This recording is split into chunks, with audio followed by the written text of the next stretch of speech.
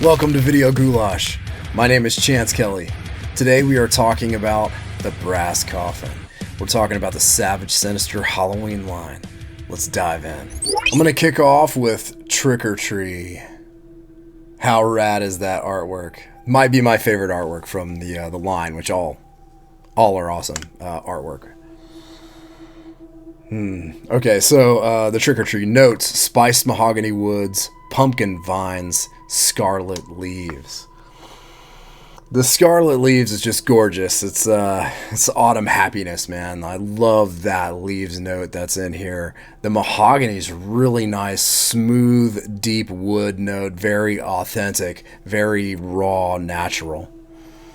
And then it's got that light pumpkin note that has some green to it, a little bit of a sharp kick of the bucolic.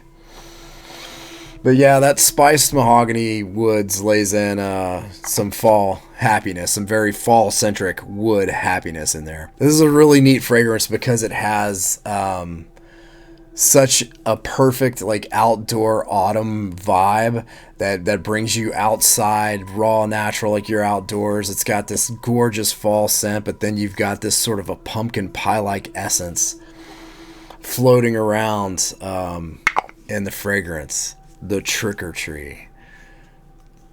I really like it. It swings super heavy on seasonal and on, Halloween. So, score-wise, that is certainly getting the 5. 5 for Halloween, getting the 5 for autumn. No question about it. Yep, so autumnal 5, Halloween 5. Chills, I'm going to give it a 1. Anything that leans this heavy into the season, into the holiday, it's got just a little spark of menace to it. My ghoul grade on Trick or Treat, it's a 5. It's, again, it's some of my favorite fall scents are like a really good fall leaf scent and a really good fall wood scent. You've got that in the scarlet leaves and the mahogany, spiced mahogany woods, very autumnal. But then that pumpkin pie kind of hit with that that pumpkin note in there. I don't know, it's like pumpkin meat. But it's smoothed out so well by the rest of the fragrance. And then that hit of green, it's perfection. That's a 5. Up next, the Chaperone. I've actually been a fan of Savage Sinister's work for a while, so really cool to learn that Nikki did a line. This is a returning line, by the way. This came out and she brought it back. Popular demand. The Chaperone. Okay, so the Chaperone is notes the scent of your plastic pumpkin pail at the end of the night from trick-or-treating. And on cold, it is exactly as I remember. There are a lot of pumpkin pail scents out there. You get the plastic pail, you get like all of the candy, the cheap candy and the good candy. I got Tootsie Rolls, Smarties, Sprees, Reese's Peanut Butter Cups. I don't know if all of that stuff is in here, but whatever the candy notes are, they're able to bring about the whole plethora of trick-or-treating goodness on cold. Absolutely amazing. Perfection. Exactly how I remember my Jacko pail smelling like with everything from the amazingness of a full-size Snickers bar to all of that cheap crap that we got too, which I ate every bit of it. People had leftover Halloween candy. I did for a while, but I always went through it. I always did. And I love that you get that actual plastic pail. I don't know how she achieved that, but pretty awesome. Of course, super nostalgic. Even the candy notes feel nostalgic, like Smarties and all of that. But burning it kicked me in the balls. That awesome pale note pulled back and became indistinct. A lot of the subtlety of the candy notes pulled back, and I really just ended up with sort of a Tootsie Roll. and some like Smarties, maybe a little hint of that kind of thing, some Spree or some Nerds. It just ended up being that without that pale note and some of those other notes, candy notes in there. It let me down. Autumnal wise though, that's a 5. I mean, like, Halloween wise, that's a 5. It doesn't get any more autumnal in Halloween than your friggin' candy pill. Chills wise, 0 for me. I mean, it's a candy pill scent. It's not scary because it's just reminds me coming home at the end of the night and dumping my pill out on the floor. My ghoul grade on Chaperone. Overall, I gotta only give it a 2 because of how everything pulled back, all the notes, all the subtleties pulled back. If on cold, if it did on cold what it did hot, man, this would be a 5 all day long. But yeah, Chaperone, one of the most authentic candy pale, Jacko pale Halloween fragrances on cold. Up next, lurking for Ichabod. The notes are buttery pumpkin puree, clove, chia, maplewood, and smoky bourbon. So you've got almost a pumpkin seed kind of a feel, and you've got this really nice authentic pumpkin fragrance in here. And you get the buttery crust, like kind of a very buttery hit. Reminds me of pie, like pie crust. And the toasted pumpkin, and then I guess it's the nuttiness of the chia that is bringing me almost like a toasted pumpkin seed kind of a vibe. And then the maple tree wood, right? It's it's a really cool wood note that's got that a little bit of that maple sap to it, so it lends just a touch of sweet. It's not super sweet at all. This has an acrid hit to it because of the bourbon. That acrid, sharp whiskey is prevalent on the top, but this is such a pumpkin and buttery, crusty, nutty fragrance.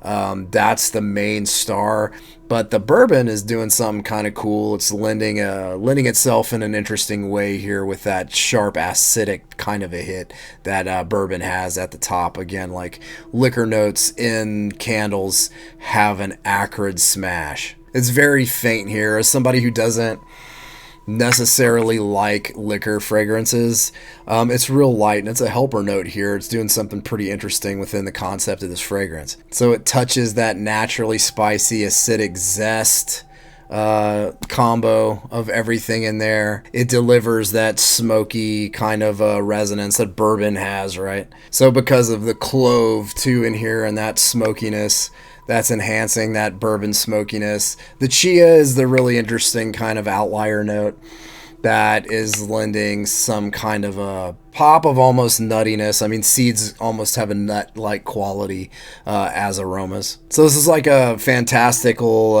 intricate take on a pumpkin-centered type of fragrance, which I think also delivers on the Headless Horseman, the Ghoulash. Ghoulash is the monster that the Headless Horseman is. Irish folklore, other folklore, there are other headless horse riders besides the Headless Horseman of Sleepy Hollow. FYI, so that's what a Ghoulash is. But it delivers on that concept because of the bourbon. The bourbon almost kind of gives you like the leathery sort of a hit, and the chia and everything. You get this concept driven home. I mean, it's like the horse and the pumpkin and the whole 9 yards is there, with a really genius kind of a blend of things to get you to that concept. So super cool.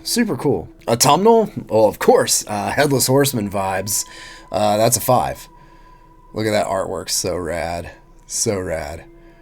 And so Halloween a 5, right? I mean, autumnal 5, Halloween 5. What's more autumnal and Halloween than the Headless Horseman? Chills, I think it's a 2 on the chills scale because it delivers that concept so well. It's not completely scary because of that nice pumpkin butteriness that's at the heart of it. Ghoul grade on Lurking for Ichabod, 4.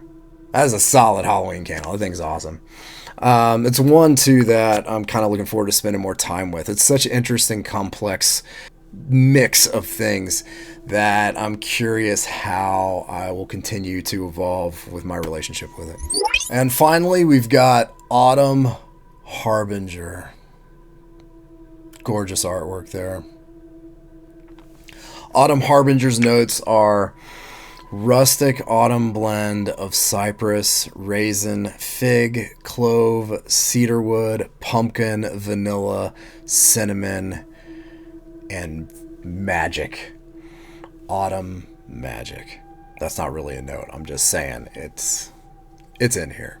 The way the autumn leaves and the cypress and the cedarwood meld with the fig and the raisin.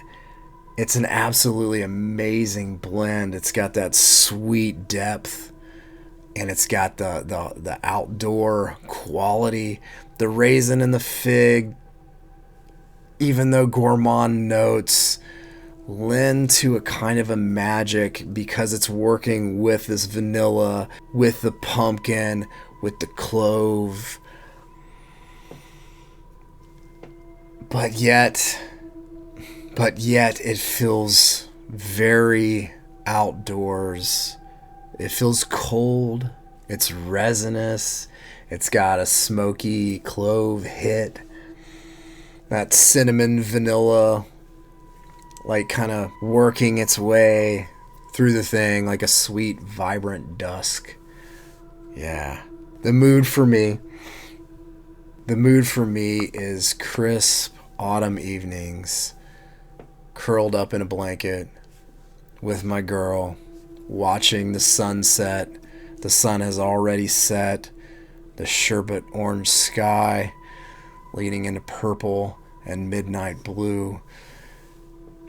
The silhouette of the trees. This feels very cold autumn, could go late autumn as well. I got like a dead leaves thing, the dry dead leaves. You can hear them skittering across the driveway, across the street, and the lawn. The kind of dead leaves where you can crunch it in your hand and it falls almost to dust. And so Autumn Harbinger brings you this kind of dark season with its tinge of the eerie serenity and the soft ambiance of the dark season. It's a little romantic, it's a touch spooky, and it's completely full. The way these notes blend together creates this magical autumn musk that is sharp and sweet and outdoorsy. What a gorgeous scent. This thing is kind of in love with it. Autumnal, that's a 5. Full autumn here for me, especially toward the end. But if you live in colder climates, from the beginning to the end, Autumn Harbinger. Halloween, I'll give it a 3 for Halloween because it does feel, for me, at least in the environs we live in, it's a little bit later season. It almost brings me a little bit of the sadness that Halloween is past and fall is nearing its end as we move into winter. Chills wise, I'll give it a 1. It does have an intriguing quality to it that has that air of creepiness and eeriness that's sort of wafting around in the dark season. Ghoul grade, that's a 5, and it gets a ghoul. Something really cool and special about this fragrance. It's almost undefinable as a type, other than to say this is an autumn fragrance, and it's one of the best I've ever smelled. So I'm pretty much in love with the Savage Sinister line. Incredible labels, of course, Savage Sinister, awesome art. The fragrances, though, are next level. This is another occurrence of me saying, Nikki, without the labels, the fragrances are parallel in the amazingness of what they are, in the art of what they are. They are just as good as the labels. Please bring these back, even if we can't use the labels again. The fragrances are art, and they're amazing. Absolutely amazing. Appreciate y'all tuning in. Go check out thebrasscoffin.com. She's got a new line dropping on the 8th of September. So go check out thebrasscoffin.com, y'all, and keep it creepy. I'll smell you later.